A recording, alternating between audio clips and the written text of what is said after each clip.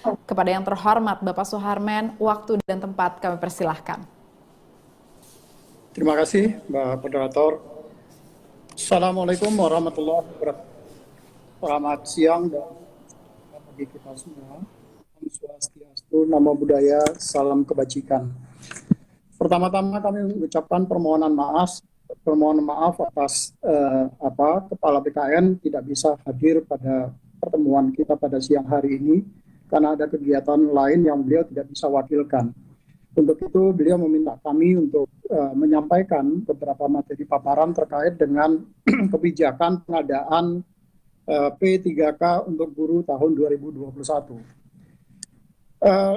Bapak Kepala BKN beberapa waktu yang lalu, nanti dulu sebelumnya, Bapak Kepala BKN pada waktu yang lalu sudah menyampaikan bahwa BKN dalam konteks pelaksanaan reformasi guru, khususnya sektor pendidikan, BKN sangat mendukung penuh terhadap apa yang sedang dilakukan oleh Pak Menteri Nadiem Anwar Makarim, dan BKN tentu saja akan berkomitmen untuk memenuhi kebutuhan apa yang sudah disampaikan di dalam reform beberapa kali rapat pertemuan yang sudah dibahas sebelumnya.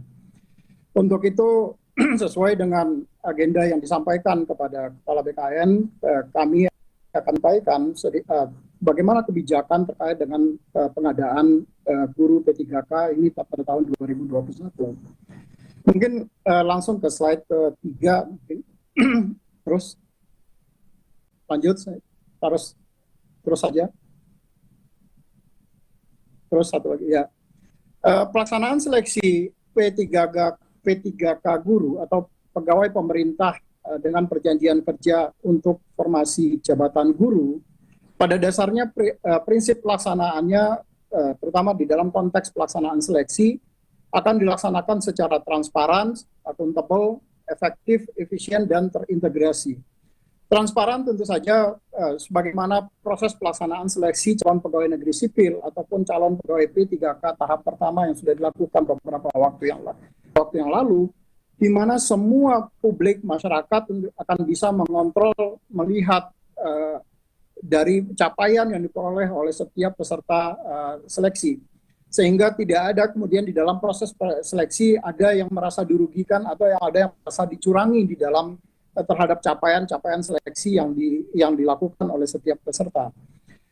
Dan di dalam konteks tahapan pengadaan aparatur sipil negara, bagaimana diatur di dalam Undang-Undang Nomor 5 Tahun 2014 tentang aparatur sipil negara, maka tahapan di dalam pelaksanaan seleksi pengadaan ASN itu dimulai dari perencanaan, yang ini sudah beberapa kali dilakukan oleh rapat-rapat pertemuannya, termasuk nanti kemudian akan diikuti dengan pengumuman lowongan yang hari ini kita lakukan kick off-nya untuk pengumuman lowongan, kemudian nanti melakukan pelamaran, para peserta melamar kepada pemerintah tentu saja, kemudian melakukan seleksi dan pengumuman hasil seleksi serta melakukan pengangkatan atau penetapan nomor induk P3K bagi pegawai yang lolos seleksi. Dan di dalam proses seleksi ini ada beberapa instansi yang terlibat secara langsung yang tadi sudah disampaikan juga oleh Pak Teguh. Misalnya di dalam Kementerian Pan-RB itu terlibat di dalam menentukan formasi kebutuhan, berapa banyaknya formasi yang dibutuhkan untuk guru P3K ini di tahun 2021. Tadi Mas Menteri menyampaikan ada kebutuhan sampai dengan 1 juta guru. Apakah nanti 1 juta guru bisa kita penuhi sekaligus atau nanti dilakukan secara bertahap tetapi tetap tercapai 1 juta guru.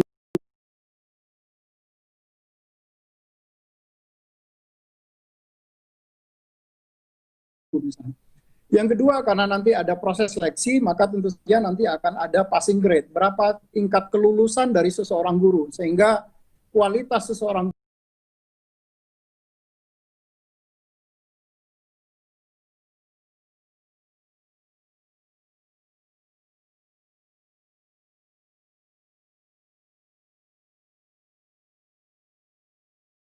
guru seperti tadi diarahkan oleh, sampaikan arahan dari Pak Wapres misalnya, ada beberapa kompetensi-kompetensi dasar dan kompetensi teknis yang dibutuhkan bagi seseorang guru, sehingga ke depan kita berharap bahwa kualitas anak didik kita itu akan jauh lebih baik.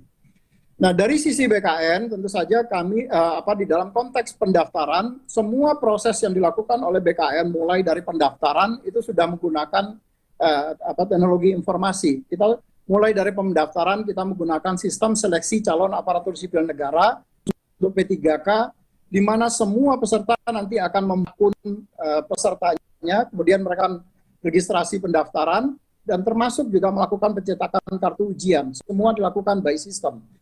Data yang terdaftar, mereka yang mendaftar, kemudian datanya akan terintegrasi dengan data Dapodik untuk melihat, karena tadi dibatasi bahwa P3K guru ini, itu scopingnya dibatasi bahwa diprioritaskan untuk guru yang sekarang sudah menjadi honorer, yang dia datanya terdaftar di Dapodik, kemudian data yang guru yang sekarang ada di data THK2, serta data guru yang sudah seleksi lulus PPG yang sebagaimana yang program sertifikasi yang dikeluarkan oleh teman-teman di Kementerian Pendidikan.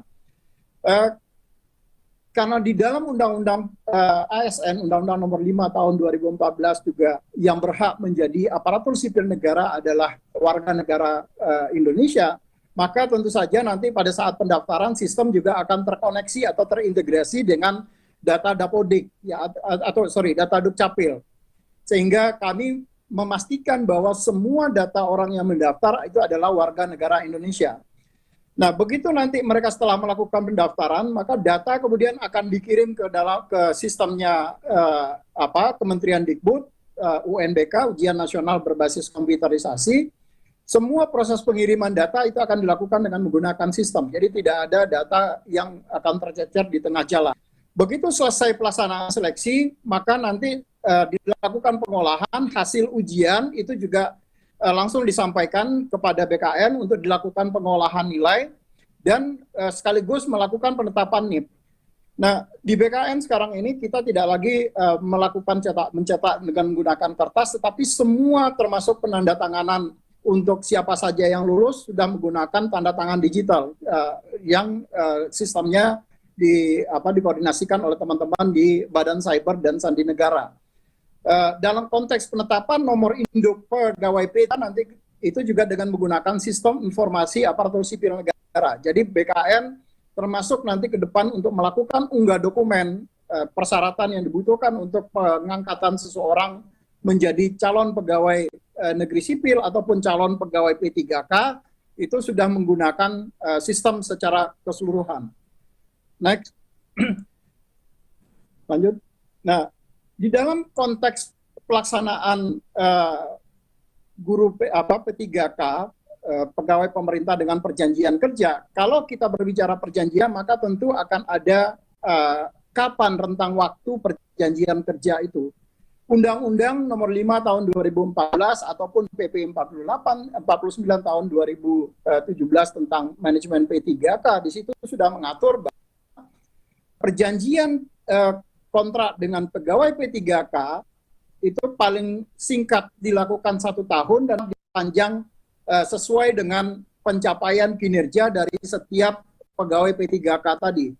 Termasuk juga nanti kesesuaian dari kompetensi. Jadi kalau kompetensinya ternyata tidak pas di bidang itu, maka tentu saja kontrak P3K-nya bisa diputus dan yang bersangkutan kemudian bisa mengikuti kontrak dengan jabatan yang lain, yang berbeda.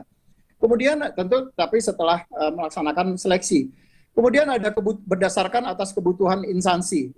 Jadi kenapa ANJAP, ABK, analisa jabatan dan analisa beban kerja dari setiap ASN, baik itu CPNS ataupun calon pegawai P3K, itu harus disusun berdasarkan analisa jabatan dan analisa beban kerja.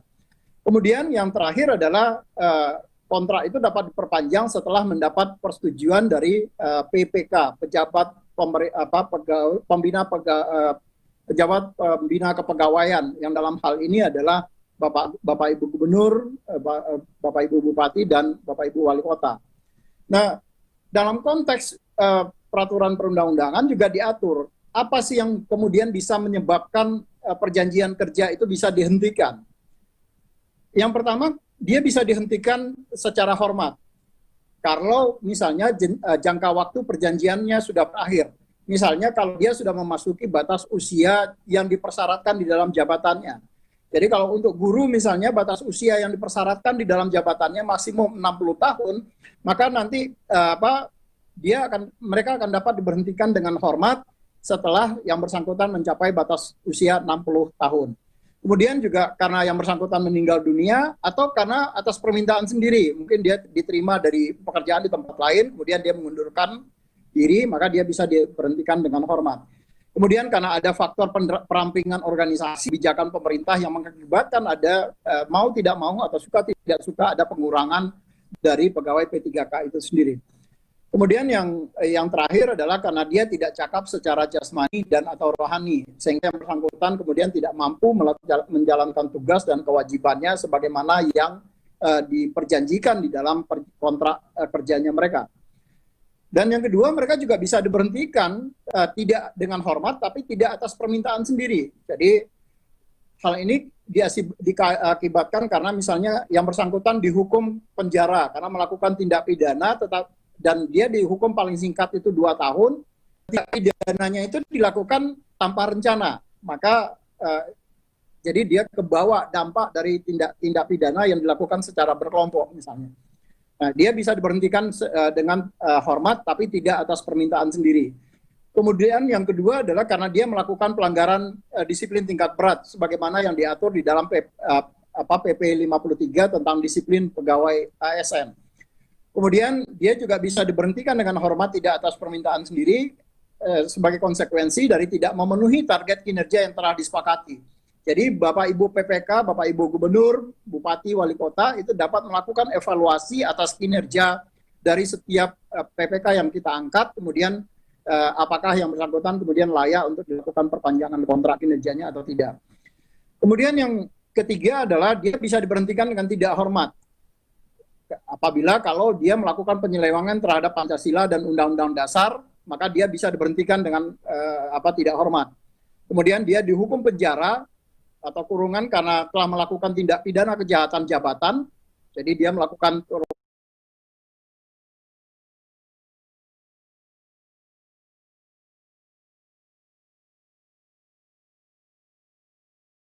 korupsi yang ada hubungannya dengan jabatan, dan itu kemudian sudah ditetapkan oleh keputusan pengadilan, maka dia bisa diberhentikan dengan tidak hormat. Yang selanjutnya adalah kalau dia ikut menjadi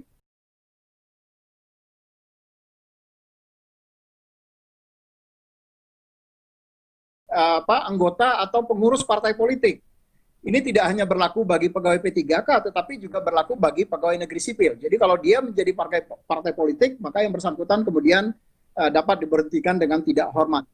Dan yang terakhir adalah yang bersangkutan kemudian dihukum penjara karena melakukan tindak pidana yang diancam dengan pidana penjara paling singkat 2 tahun atau lebih, dan pidana tersebut dilakukan secara berencana.